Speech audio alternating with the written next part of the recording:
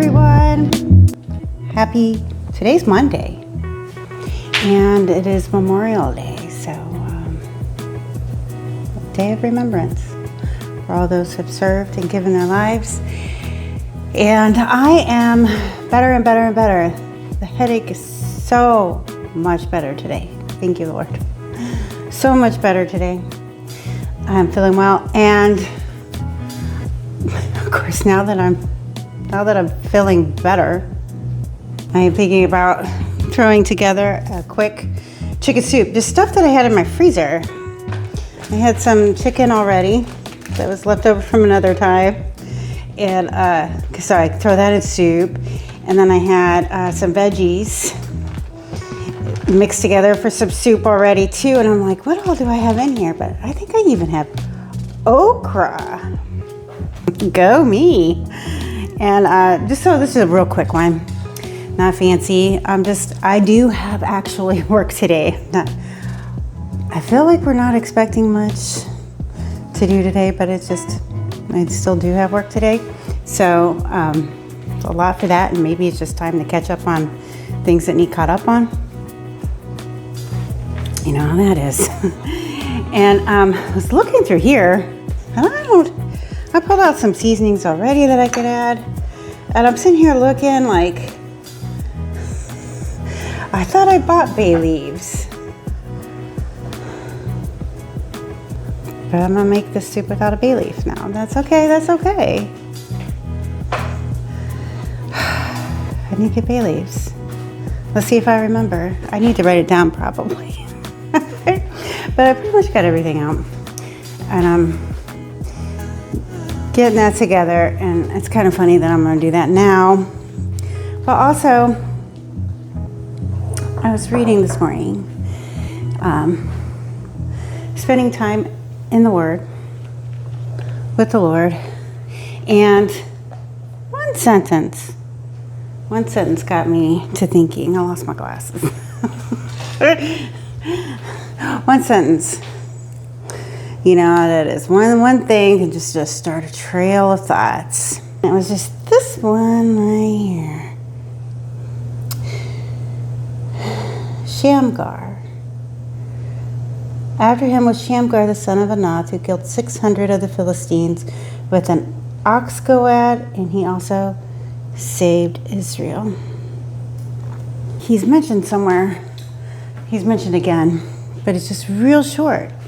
And this is in Judges, and he's not one of the Israelites. It's kept real short, and it just gets me to thinking like, well, the Lord used him. The Lord would use anything. Thinking back, he used Balaam. Remember the donkey? There was a donkey, and the Lord made the donkey talk. The Lord can make a donkey talk. And but also his curses. He could not curse Israel. The Lord turned his curses into blessing.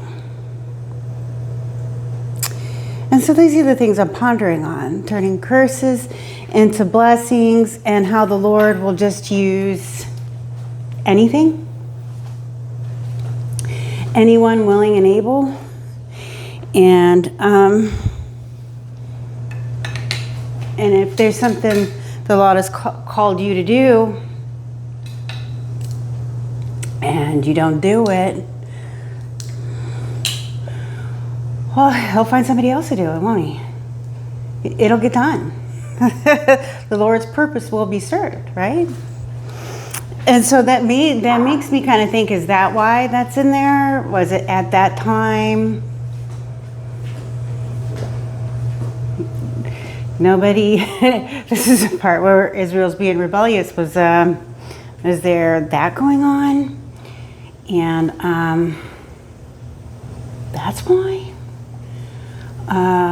But also the Lord will use any, and he since the beginning with the Gentiles, was the Lord's plan. I mean, what was Abraham? So, and the Lord has just used and used and used. And And it reminds me, I'm like debating where I want to sit down. Do I want to be in here? Do I want to go outside real quick? You know what? Let me see if I want to go outside real quick. Well, moved outside. Try to be mindful. My neighbor here, back inside, so won't be disturbing.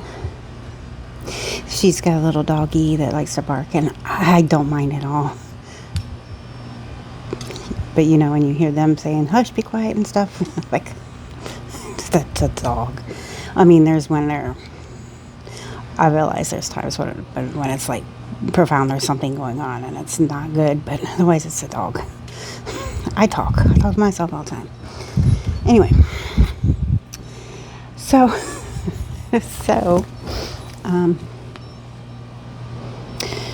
just I'm thinking of all of that.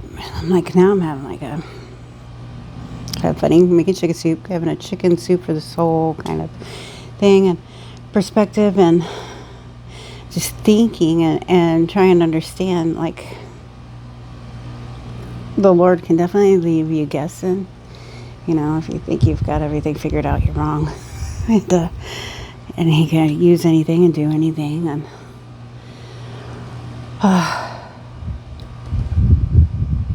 you know, he's righteous, and he can use anything, and it's making me just reflect, and you know, and things in my life, and so to open up, and something that's it's complex, and also not, and but real quick, if somebody's, you know, not wanting to understand, maybe they wouldn't. And so, but here's something in my life, right? So it's before 2010. It was 2009 when I got separated, and my ex left. And I've mentioned it. My boys were in middle school, and I was a homemaker, and the boys were in middle school, and my youngest was ill at the time. Congestive, was starting to fail again. He was an ongoing heart patient, and he had tetralogy of the phallus since birth.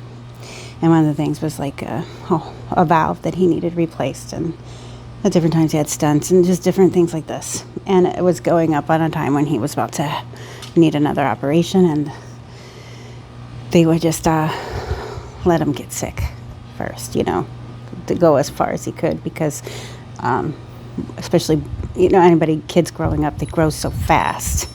So, you know, every time it was like he's outgrowing his valve is what it was. And so, try to just explain where I'm at there. So, that attitude, like a lot of internal non-understanding was happening when all of that's going on, and there was a lot of issues at home. To be honest, there was. I had things to work on too, and so there was issues, but I did not expect. It was like, but I did not expect that my ex would ever just up and leave, and it was mind blowing, because it was a person online he met, and they just picked him up, and I'm like, somebody online? when does this happen? This felt like a Jerry and Springer episode. And then but I guess it turned out that they knew each other, school or something. We had both met in the Navy, because I was in the Navy. That's when I got married, was in the Navy. So we weren't together like school age. But we were together a lot of years. Obviously, I'm saying I had 2 sons in middle school. And either way, so that's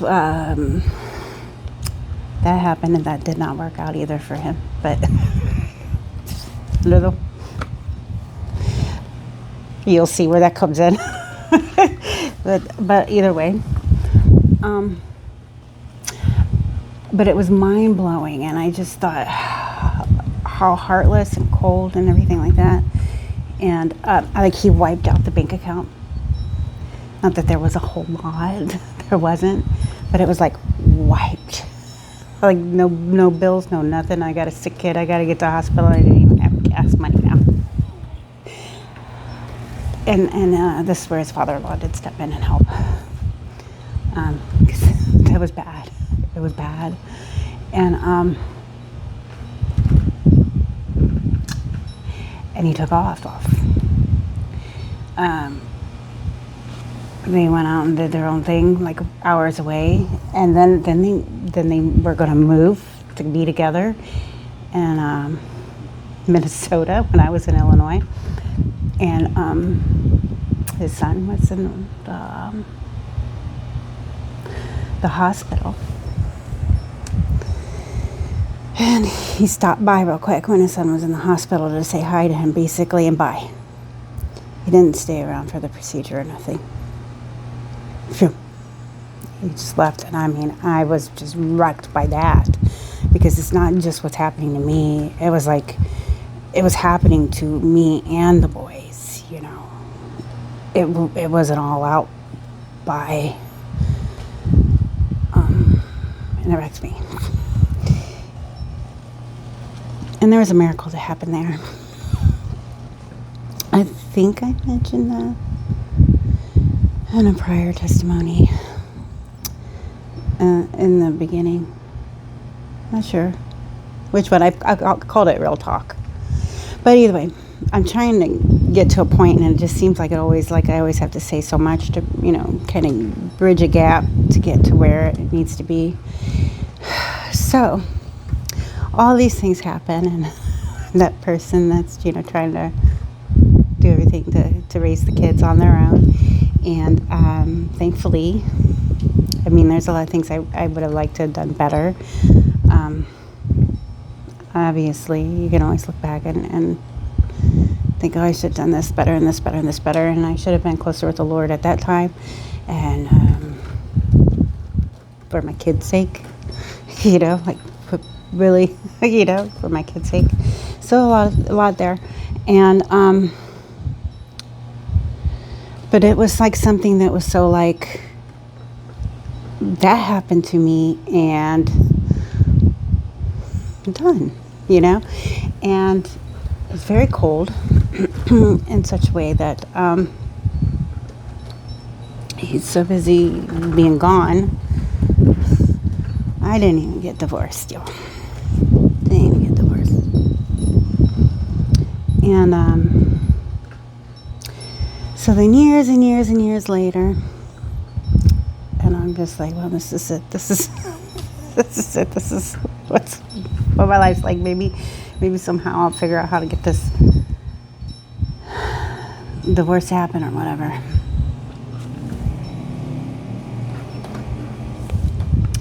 Then the 2020 hit, and then that's part of the testimony I gave. And my youngest son only was with me at that time because he was already 23. This is like a lot of years, from 2009 all the way up to 2020, right? A lot of years. And that's when I became close with the Lord. And we had a falling out. It wasn't like violent or anything, y'all, but it was a falling out, and it obviously had to do with my walk with the Lord. And things in his life. So we separated ways. And then that's when my brother family had said, you know, you should come out with us. This is all happening to you now because, you know, you're walking close with the Lord. Come out with us. And then I sold everything off, gave everything away.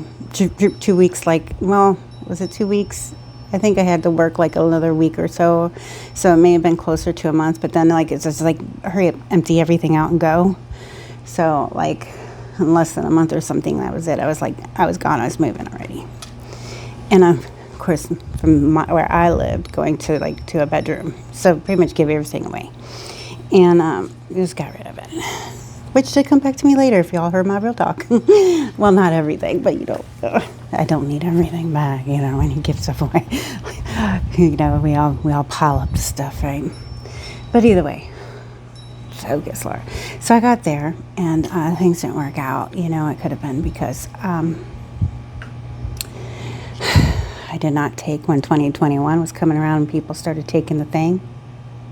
I did not take the thing. And I was frowned upon for that. I would not take the thing. It was like I was disobedient because I wouldn't take the thing. And also because of the Calvinism, something there wasn't right, and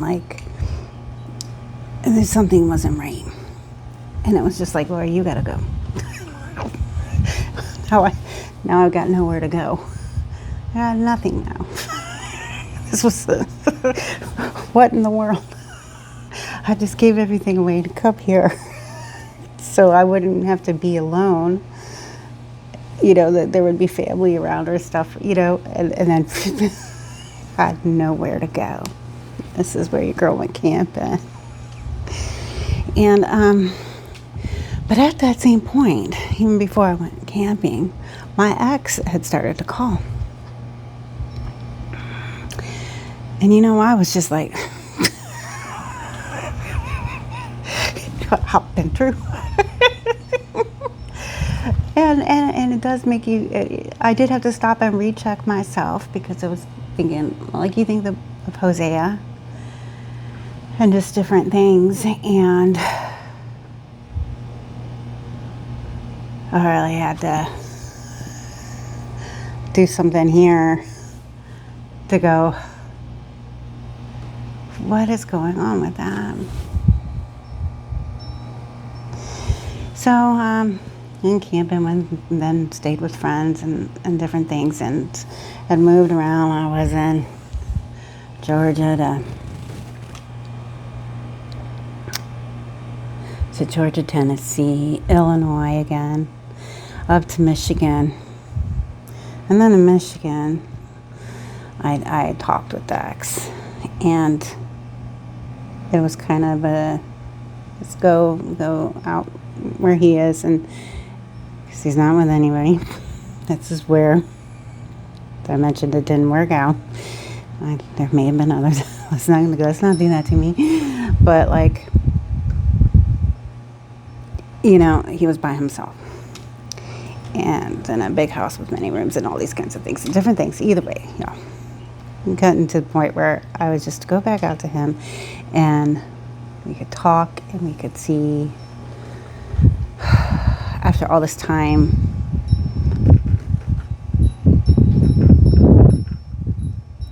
what was what. And it took me a lot of work to be able to do that.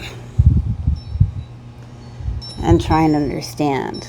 And I know the Lord was using that. The Lord was using that because where somebody else has let go, He will find somebody else. You see how that connected? It took a long time to get there. It took a long time to get there. But with somebody else, let's go. Watch out, the Lord's going to use something else. Watch out, the Lord got more coming. And then it goes back to Joseph too, what the world means for bad, the Lord can use for good. So, going further with that, for the short period I was there with him, I had a health issue, it just had problems with my bones and stuff, and probably not as strong as what they should be, and I had a problem with a tooth and a jaw, and it was not good, and took care of that. Now, I was able to get that taken care of at that time because He was willing. You know, so even the mess that he was, there's a soft spot in him to help me, right? And so he did. And that could have saved my life, because if I was anywhere else, what would have happened to me, you know? So I think the Lord used that. I give the praise to the Lord for that. And then also for us, like, I knew it ended bad and abruptly, like it hit me like a heavy duty semi, the way everything ended between us. It just, and I knew that there were certain things that were not good in it. Certain patterns, certain behaviors, obviously, were not good in it. But you know how it is. You kind of, you end up putting blinders on to things, or even on yourself and on others. Because I needed some help too, y'all. And either way, the Lord helped me see just where one person was heading, because it did become completely honest. We had some real talk. I mean, this is, I mentioned before, where even like my ex-sister-in-law came out to visit us at that time, and she was a Jehovah's Witness, and it went off the chain, you know. Y'all imagine. And because she was like, no, you should not worship Jesus. Whoa to you. Yes, you should. He is the living God. And it's hardcore. But then that interaction between us two helped to ignite what was going to go between, the real talk between me and him. He is not for Jesus. He was more for the Jehovah's Witness. Like, that was okay. That's okay. But don't worship Jesus. Dude, what's wrong? What's wrong with this world? And that blows my mind. But he more wicked yet. I came to find out there was, in the last so many years, he'd been with, it was a witch, an actual witch. They had an altar. They do witchy things. And like, dude, you knew I was a Christian when I came. What did you expect? And he blatantly said, I expected you to come over to my side. That's what I expected. I didn't expect you to be real. And, but it was. And so, that didn't work out, as you can imagine. But he did send me on my way. Which is more than the first time, where he just wiped out the bank accounts, you know. This time he did. He helped me with that, and then he got me my plane ticket, sent me back to Arizona, and he helped me a little bit there too, so that I could at least get settled with a friend. So he did help me there, and that I'm grateful, and I give glory to the Lord. Because the Lord will use anything and anyone. And he was able to kind of circle me back. And from there, I ran into blessings. It's back when I went back to Arizona, and neighbors for giving me some of my things back even. They're like, hey, you know, my friend that I mentioned, come stay with me. And I was getting things back that I had given away previously. And then I got more, because it's not like somebody gave me back my old sofa or something, but I did like inherit a sofa, and then it ended this, and that. And I go, oh my goodness, y'all. I was blessed. I was truly blessed. And that's kind of the Joseph thing, right? What the world meant for evil, the Lord used for good. And from there, really, the Lord has just built me up more. You know, he got me into a job that opened a doorway in, and different things, and things can always change, and here I am now. And who knows what's next, you know. And this is where you know, I focus in on just dealing, accepting things that they are right now, and keeping in mind, the Lord's heart, and really all the times that like Israel itself as a nation, how many times they turned away and turned away and turned away and turned away. How many times the Lord is just still right back there when they're honestly ready to reach for him or for us, to really consider that what it takes, as a people. We are so stiff-necked and so because of the sin condition, so naturally rebellious, and as hard as he's been there, and he reaches out his hand, and you just have to open your heart to receive him, and he will take us back. He will reconcile. And a whole lot of that, y'all. A whole lot of that, just pondering all the things the Lord uses, what the world means for evil, he'll use for good, what this world will try to curse, the Lord will turn to blessing, and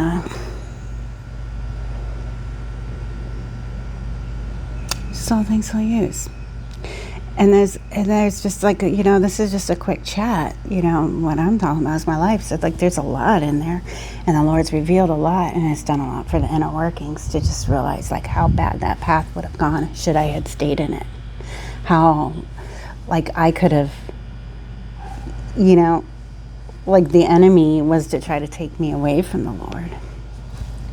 That situation had to end, however heartbreaking and hard it was to go through. It had to end. And I have to come to understand that, and be at peace and be grateful for it, and to be grateful for it. And then now, in the waiting, hanging on to the Lord, letting the Lord be that one, where he provides and he answers my prayers, and he's there when no one else is, and just to focus on being a daughter of the Lord, and his great love is the greatest love, and everything else is secondary. And so just in the waiting, and that's it. I just wanted to share that. It maybe seems like a cliffhanger, but there's so much more to always discuss. I suppose I could keep on going, huh? But wanted to just share that, just these thoughts. And even when you can just read like the simplest thing, how the Lord used someone unsuspecting and did it to save Israel.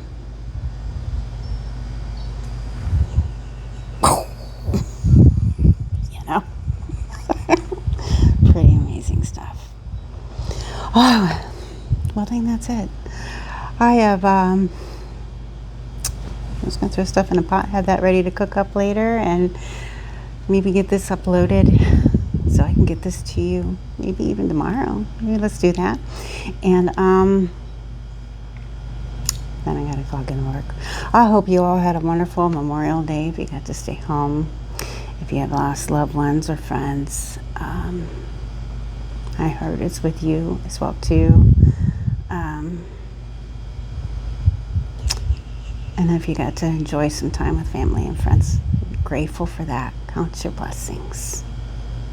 Much love and grace and peace to you all. I will see you all on the next one. Bye.